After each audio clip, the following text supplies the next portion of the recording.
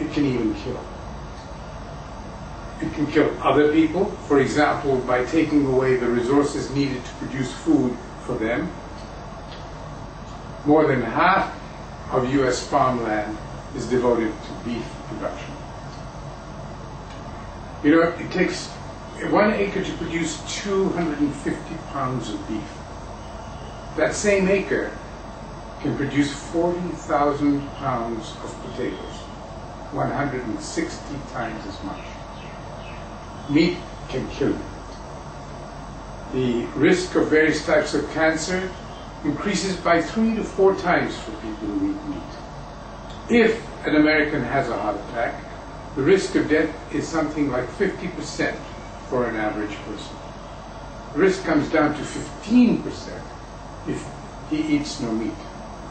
And it comes down to some 4% if he eats no meat, dairy, or eggs. And meat can kill all of us, our planet, and all life on it.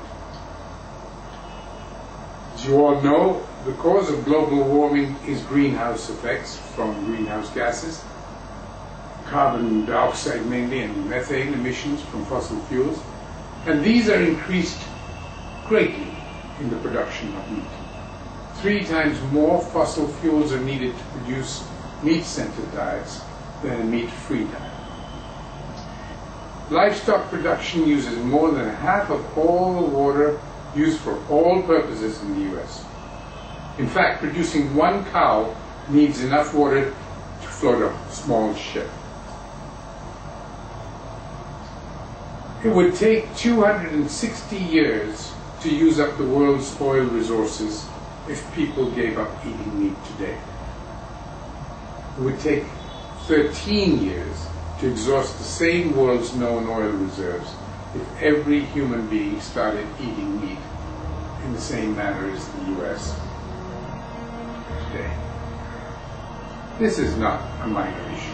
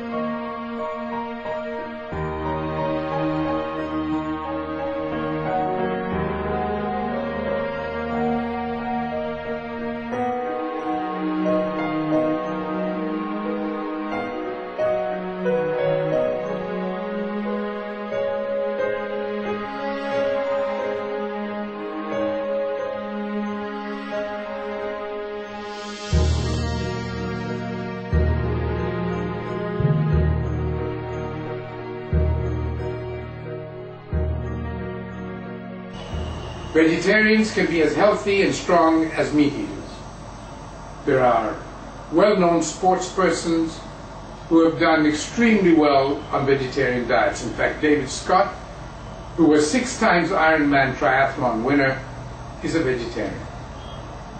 And I am still here after 68 years of eating no meat.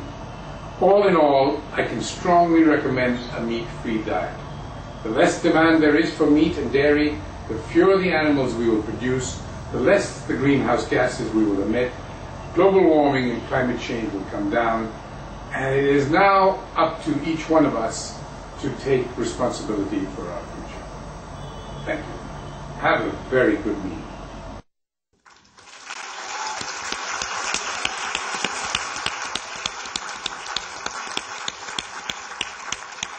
Very well put. Meat kills, especially the animal who is killed for the meat. That's why we like to say peace begins on your plate. So all of you out there who say you're peaceful and you want world peace, start it right on your plate. You know, this movement is really being embraced by Hollywood. A lot of Hollywood celebrities have gone vegan, and some of them are in this room right now. And now we would like to introduce the mayor of West Hollywood, Jeffrey Prang.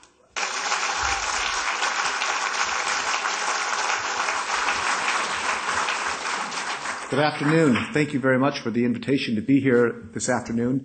I'm Jeffrey Prang. I'm the mayor of West Hollywood, and proud to say that I'm a progressive mayor of one of the nation's most progressive cities. We're really proud to be able to play host to today's conference. West Hollywood has been a leader on a number of progressive issues over the years. In fact, we like to pride ourselves on being first on a lot of the most important issues of the day. We were the first city in the country to pass a ban on Saturday night specials and are a leader on gun control. We are the foremost city in leading on gay, lesbian, bisexual, and transgender civil rights. We are a leader in the animal welfare community.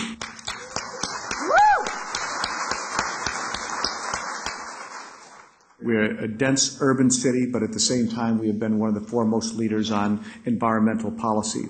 And that's why it's particularly important as we're discussing climate change that for me that this conference is hosted here in the city of West Hollywood. Preparing today, being together today to talk about these important issues about our environment, about climate change is essential.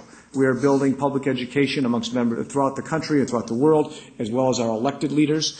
And come January, we have a tremendous amount of work to do. And I am optimistic. I'm optimistic about the goals of today's conferences and conferences like this taking place all over this nation. So, on behalf of my colleagues on the City Council and the entire city of West Hollywood, I want to welcome you here to our community and thank you for the leadership that you're providing. West Hollywood, as always, is eager and prepared to stand with you in this fight. Thank you so much.